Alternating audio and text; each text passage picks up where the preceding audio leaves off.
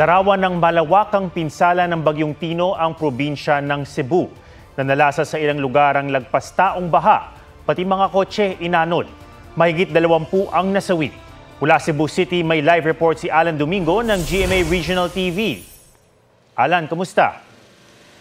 Atom, trauma ang idinulot ng matinding pagbaha sa mga residente dito sa Cebu City.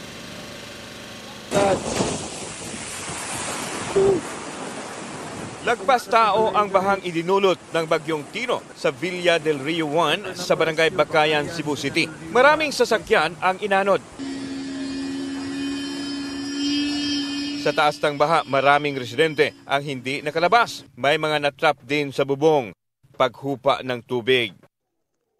Naiwang magkakapatong ang mga sasakyan. Kailangang i-rescue ang mga natrap na residente. Hingkalit ni inani ng tubig. Wa may magdahom nga moabot ning tubiga inani. Nagbahag sugod ang kusina ug ang CR. Then sunod paspas lang kayo nga ni sirit kay di na mabili ang portahan.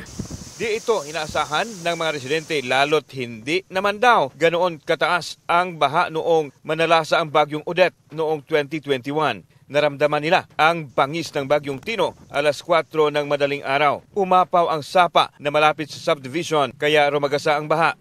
Sa Barangay Talamban, isang matandang lalaking natangay ng baha ang nasawi. Nay sambag nga tumba ba dito rin siya na pasok? Pero sa mani naitubig? Oh, nay tubig sir.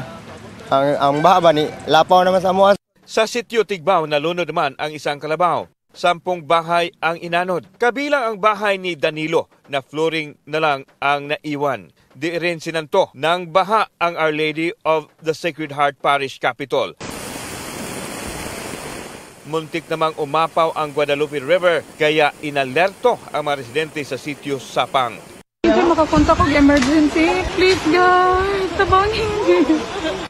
Matindi rin ang baha sa Liloan, Cebu.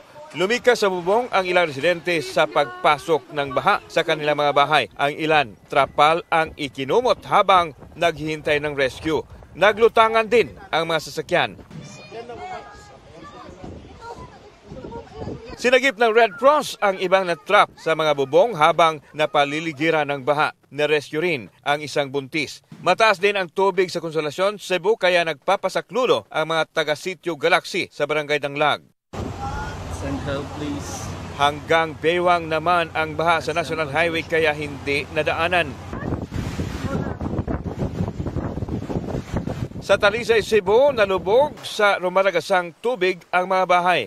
May mga bahay ding nasira sa pag-apaw ng Mananga River. Nailikas naman ang mga residente bago pa tumama ang bagyo. Di rin nakaligtas sa baha ang mga bahay sa Mandawi City. Gibanlas na.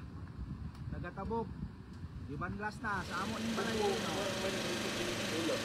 Atom, may mga taong nasawi sa baha habang patuloy pinaghanap ang 12 katao na inanod ng baha dito sa Cebu City. Atom.